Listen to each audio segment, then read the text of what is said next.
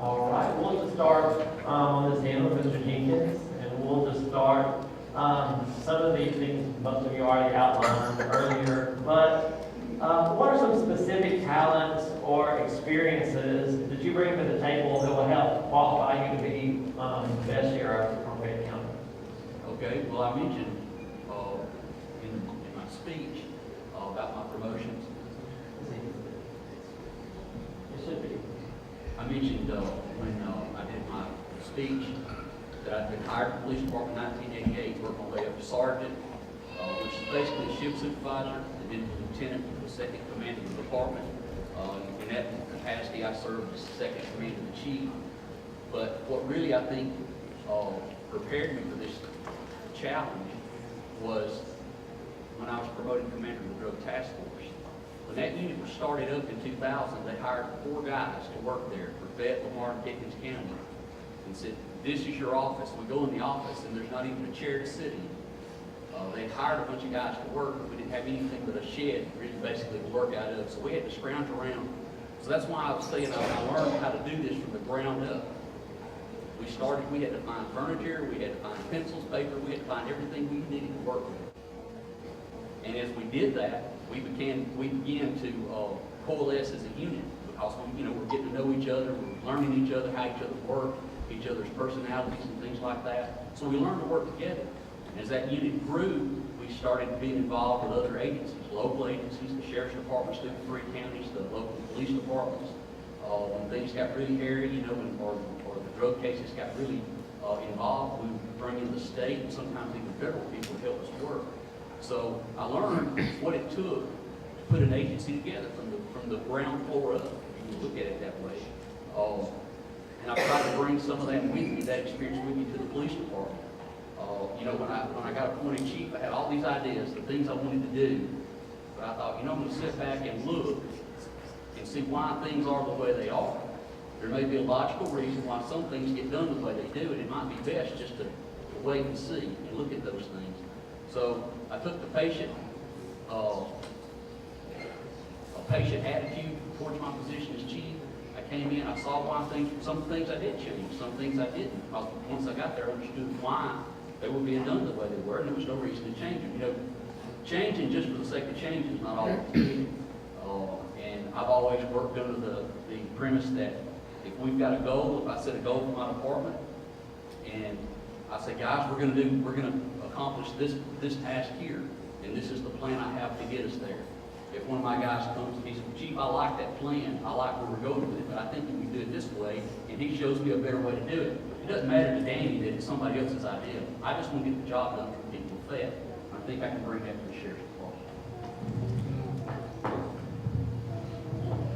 Well, with my experience, I've been blessed with a lot of opportunities to do a lot of different things. As a sergeant with the Tuscaloosa County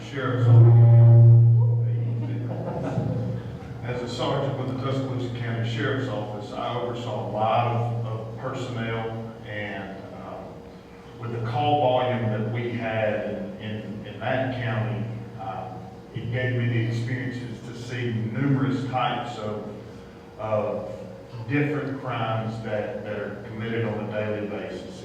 It's a very fast-paced world when you work at a large agency like that, but it gives us opportunities to see things that we may otherwise not see.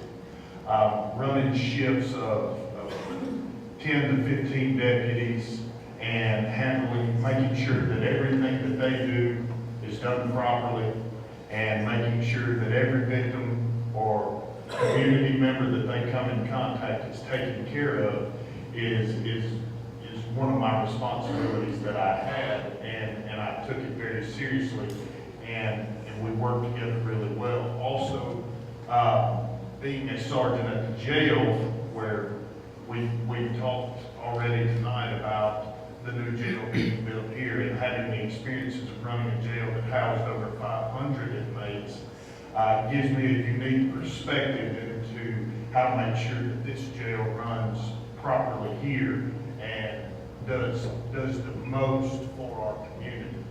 I've been blessed with experiences that span the realm of law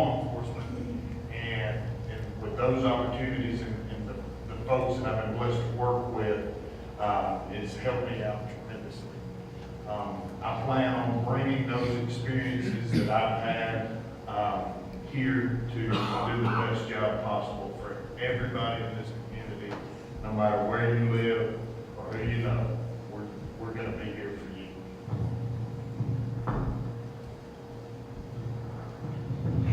I think the experience that I have starting at the sheriff's office, I started on the bottom and worked my way as high as I could go without being the sheriff.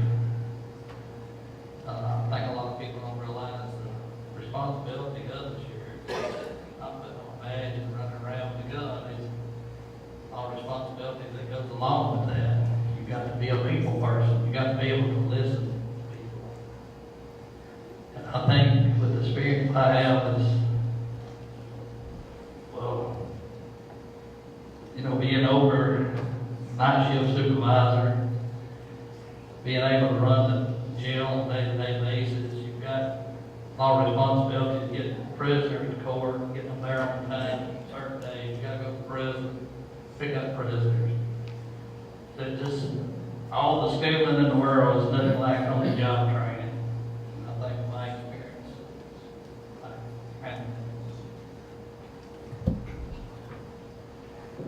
I think my work ethic, dedication, no matter what I'm doing, is very important, and I think that shows. I actually had a construction business prior to getting into law enforcement, very successful. Being able to coordinate with general contractors, delegate jobs to other employees and stuff, that kind of prepared to help me. Once I got into law enforcement, I told you earlier, the thing, that was my goal, was to be sheriff. And from day one, I focused on the drugs, is what I done. And you see where I was dedicated and focused on doing that, it allowed me to get to the point where it's at. And as sheriff, you can't be prepared for everything that you're going to face there. It's a lot of administrative work to it. It's not only about getting out and arresting someone, answering calls. There's a lot more to it. You have jails you have to do. There's a civil process. You have the juvenile system you have to deal with. There's a lot that you have to do. But to be successful, you have to put good people around you. And when you do that, it makes your job a lot easier. And you get people around you, when you're loyal to each other, then you're going to be loyal to your community. And as sheriff, that's something we've been able to do, is be loyal to each other and be loyal to our community. Thank you. All right. With safety in our schools nationwide being a huge issue, more an increase in school shootings and things, what are some things that you would consider doing to make it safer to send our children to school? Well, first of all, we've been to every school at night, maybe probably most of you don't know. Actually, we do active shooter training with our SWAT team. That's something we've been doing for a while. We've done it in every one of our schools there. It's just continue to just be visible there. If they'll tell you, two of the biggest reasons for mass shootings in schools is going to be lack of law enforcement presence and bullying. And, try to get with the teachers and find out if there's any bullying going on and be at the schools as much as possible. And you talk about having an officer at every school. That's something I think it's a need, it's not a want, it's something that's got to happen. You say there's grants out there. There are grants, but we've applied for grants, we've been turned down for grants. If that was that easy, every county around us would have those officers. But something I would like to see happen here, if we still got Kyle still in the room, I looked at, why can't we take a 0.5%, earmark it for school safety, law enforcement only. That's going to generate about $500,000 a year. What's going to generate? You're looking at putting an officer in every school. That's going to be 6 officers. You're looking at $300,000. That's leaving you $200,000 for training, interfacing with the sheriff's office, whatever you may need to do. I think you was talking about earlier, that may decline over some of the years there because you was talking about, internet, when you're buying on the internet, come down there, but still, that $500,000, if you look right now, to see if they were at 9.5%, that rounds up to 10%. that's gonna be at nothing to the citizens. When it rounds up, you're gonna see some of your merchants is gonna hit that, but we're not gonna see any difference. Everyone in this county has, whether it's a daughter, it's a son, it's a grandparent, no matter who it may be, you've got someone in the school system. And me tell you, if you can't hear, you can't protect them, you can't educate them. So to me, we need to get some officer in school as quick as possible. I agree with the sheriff. I think having officers in the schools is first priority. And like I stated earlier when I was talking about having a special response team, that is members from each sheriff's department, police departments in Yerby, Fayette. They train together. They work together. They go into schools together. In case of emergency, school shooting, they all work together. They know what each other's going to do. Another thing is having marked vehicles sitting in the school if you have an empty school. So someone comes along and decides to go into school, they don't know there's an empty or officer there at the school. So I think being visible, training in the schools is first priority in having safer schools.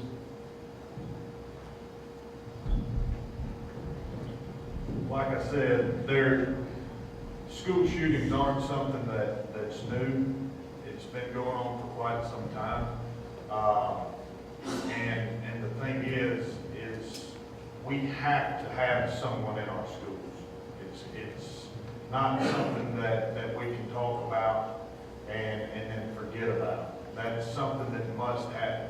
This is not a new thing. And so there are countless grants, and even more so, the more they talk about it on the news and in our government, the state is offering money for grants, the federal government is offering money for grants to hire these folks. And another thing with our jail, if we run it the way that I say and house these federal inmates, that can generate revenue to pay salaries. And then we don't have to worry about grants. But in the beginning stages of getting this thing going, we've got to do whatever it takes, whether that be me, myself, being in the schools and every other deputy being in the schools. It's one of those things that we can't just do it for show. We can't just go through the parking lot. We've got to be in the schools, developing relationships with these children. Because when we show up at the school and it's out of the norm for these children, then it's going to scare our kids. That's what's going to happen. And it's going to give them some panic feelings, and they should be knowing that if we're there to take care of them. And so there's plenty of money to go around as far as grants to put deputies in our schools. And if we work the way we should and do things properly with this jail, we can generate enough revenue to handle paying for these deputies in our schools. And it not be an issue to the taxpayers, and it not be an issue to have them there. Well, this is probably one topic that all four of us guys are going to agree on as far as the SRO. It's an important thing. How those officers are funded is up for debate. I was in a meeting in Montgomery a couple of weeks ago, and this was one of the hot topics of grant money, especially ADECA-related grant monies for SROs. Unfortunately, that money is tied up in lawsuits because it was linked to sanctuary city bills, and it got tied up in that. So it's just one of those deals where, you know, people attach these little addendums to the bills and things like that, and it gets hung up. So the federal money is tied up because of the sanctuary city lawsuits. Justin is correct about the jail being a source of income that can go towards this. But if and when we have SROs, they have to be there as police officers. They can't be there as substitute teachers. They can't be there as hall monitors. They can't be there to stand in the commons and watch kids eat. They need to be there as a law enforcement presence. You know, that maybe sounds a little hard to say that. I'm proud of the relationship the police department has here in Fayette with our young people. I don't feel like they're intimidated by us at all. They respect us. They show us respect. We show them respect. I think we have a great relationship with our young people. But again, the jail, if the jail is managed in an appropriate way, especially these federal inmates that Justin spoke about, that's a great source of funding. That's a great source of funding. Now, when you start talking about putting an officer in a school, I done said he needs to be there as a law enforcement presence, not anything else. But it's more than sticking somebody in the school. There's equipment to buy, there's training to be had or to be conducted. The police department, and I'm sure the sheriff's department has went through the Alice training. It specifically targets, maybe a bad choice of word, but it focuses on active shooters. And we use the high school as a training facility. Dr. Madden allows us to do that, and we appreciate that. So that does a lot of things for us. As we train, we get familiar with the hallways, the rooms, and all these different areas that a shooter may be hiding or a perpetrator may be hiding. So it helps us to train in a real-world scenario by being in the school. Some simple things we can do. The elementary school has already done it. They have the pass logs. You have to be buzzed in. They see you on the camera, and you ask for permission to come in. But here's the thing we've got to understand. The greatest thing we can do is not foolproof. I've been to the elementary school myself and wait for somebody to get buzzed in, and I just walk right in with them. So for every move, there's a counter move. We just got to be prepared for that and know that. But I think we need to start looking at what's going on in our homes. Now, we deal with a lot of things. The sheriff talked about going to the school. We're at the school. I'm at the high school every morning. We have an officer at the middle school and at the elementary school. And we can't be there all day. We can't be there all day. We have calls to answer. We have administrative things to do. There's things to be done. So somehow we've got to find a way to fund this. What it is, I don't know what the answer to that would be. There's been some ideas pushed up here, and they're all good. The only one that I don't know about the state money. I didn't know what's going on with the federal money right now. But we've got to address the issue, and we've got to come together to do that. But I think we've got to start looking at what's going on in our homes, and so we can prevent these things from even getting to school. We need to start talking to our parents. We need to start talking to our kids about what's going on in their lives and try to reach these people, because this is not an issue with the tools they're using or the places they're going. This is an issue with their hearts and their minds. There's a problem there. Thank you. Next question we have, with recent allegations by the ACLU against sheriffs and police officers across the state of Alabama, with sheriff's offices pocketing excess prisoner food funding money, what is your plan of action to ensure the Fayette County does not get hit with allegations? And not only this, but as law enforcement has been attacked throughout our nation with different issues, what's your plan to kind of help make sure that our police force has a clean face? 4 minutes. Okay. The situation with the food, I understand what the law says. I know what the city of Fayette pays to the county as far as room and board for prisoners. I think we're paying $30 a day. But I've read about the lawsuit. I understand what the Attorney General's opinion is about the money that's not spent. It's considered part of the sheriff's salary. I understand that. The question I get asked mostly is if that's the case and it is legal, why don't just everybody open the books? I know 49 counties have been sued for lack of showing, or I can't think the name of they're not showing the records anyway. So I don't know what the answer to that is. I just know it just seems to me that if it's a legal situation, we should just open them and show them. And that's something that I would do straight away. That would be my first objective, is just go ahead and have a complete audit on everything involved with the sheriff's department, and just making that available to the public through the office, even the website. City of Fayette puts all its financials on the city's website every month. So I think that would go a long way to resolve that issue right there. As far as the face of law enforcement in general, nationwide, I don't think that we've been our own worst enemy sometimes. I'll admit that. But I think there's been a surge of,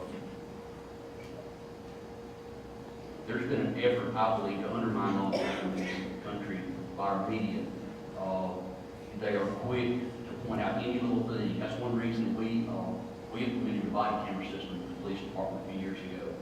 You know, we're gonna get complaints, we deal with people on a daily basis, and everybody doesn't like the outcome of that, and I get that, I understand that. I respect that even, but when we put those body cameras in place, I mean, I can't tell you the last time I got a complaint, because it's there. I don't have to ask the officer, I just hit the play button. And I think little tools like that do more to help us. Here's the thing, not only does it help my police department, it helps my community, because if one of our officers is doing something he shouldn't do, you know, it shows that as well. That would be something else that I'll implement as sheriff of Fayette County. One thing that some folks may not realize is that the sheriff is personally responsible for the feeding of the inmates.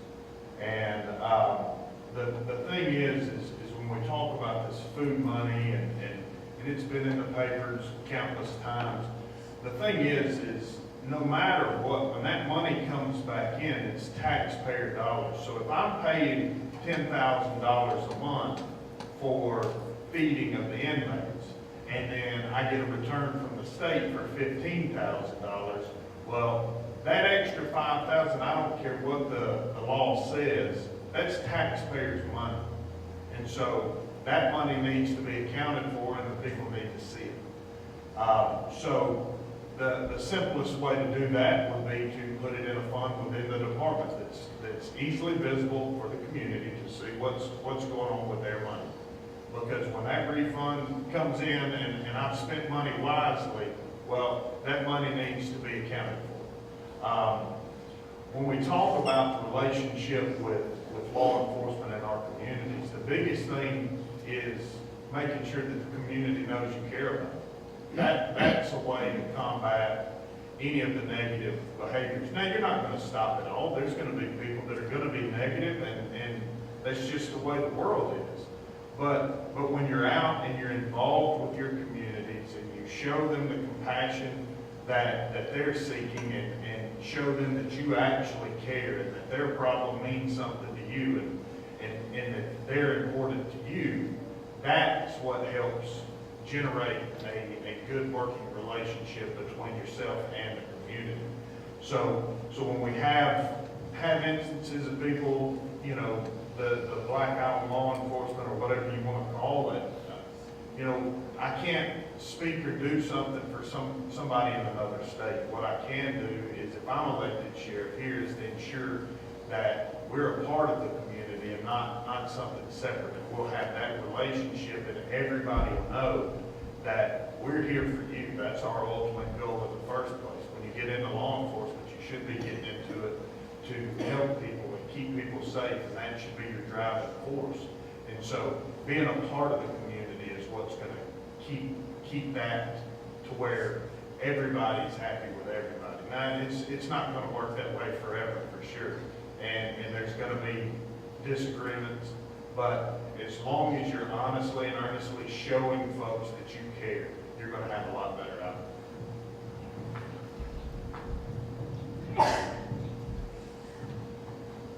Talking about the money on the food bill, I think I read where Mr. South may correct me on this, that legislation has been introduced to change that law, so we may not have to worry about that problem. I think we're going to change that in the next session, the way I understood it. But I think, you know, the president needs to be fed free nutritious meals a day. You know, they are human beings. We need to feed them. We need to take care of them, and avoid any lawsuits. As far as our image in the public, we need to get out in the public, be active in the community, be safe, get to know your community. I agree with the chief on the body cameras. I've done several situations with the city. I was glad I had it on, because it probably saved folks coming in complaining and saying that you did this or you did that. And cameras don't lie. And chief stated, you know, he's got it right there. All he's got to do is pull it up. They're worth their money. I've always tried to show respect to people, and if you want respect, you've got to show it to people, and if you'll do that, the community will see that.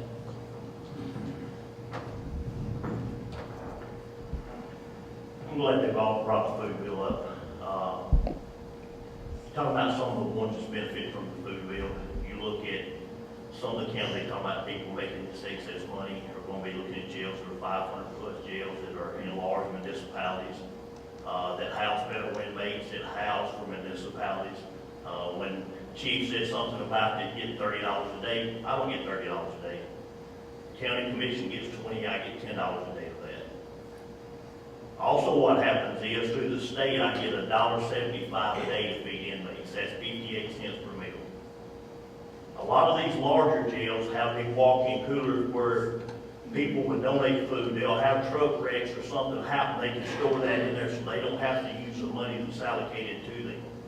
I have to go to Walmart twice a week and get groceries that bring down our jail because we have 2 refrigerators and 1 freezer. See, the only municipalities I house for is the city of Yerby and the city of Fayette. The city of Fayette only keep maybe 1 inmate, 2, city of Fayette, 3 or 4 in there. If it was not for the offset of that $10 a day from the city of Fayette or the city of Yerby, and sometimes it does break even, it would be money out of my pocket. So I'm not one of those counties that's making $200,000 or $300,000 like maybe some of these other counties or whatever amount of money they're making. If you think you can feed an inmate off 58 cents a meal and make money, I want you to come show me how to do it. Because it's tough.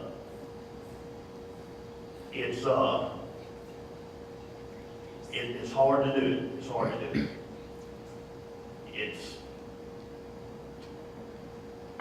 It's tough to sit up here and for people to talk about you and say something about the money that you're making when they don't know everything's going on. You're talking about the audits. We're audited once a year. They come in and they wanted our records. We told them you can go to the state board examiners, you can get anything we got. I do not have the resources in my office to go back and have a secretary that acts as a secretary during the day, acts as a matron during the day, and acts as a dispatcher during the day. She can't go back and get all these records for you. They're available to you. We don't have a problem giving to you. Just go to the state examiners and get them. They're there. We're all in it every year. We have nothing to hide.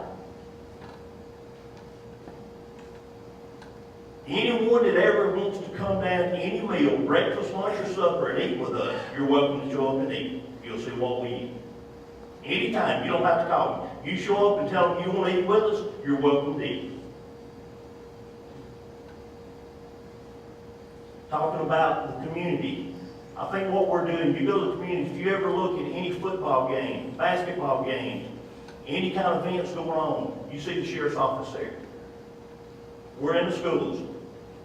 All the schools, we're not there all day long. We can't stay there all day long, but you never know when we're going to be there. By being at those events and being approachable by people, whether it's kids or those who it may be, getting to know them on a personal level, I think they get more comfortable with you, and that's something that we've done, and that's something we're going to continue to do.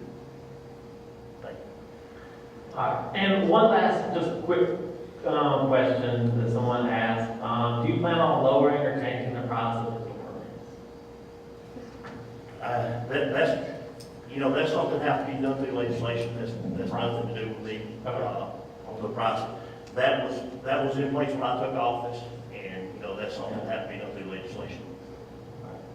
Thanks so very much. And I'd like to personally thank each one of you for helping make our community safer.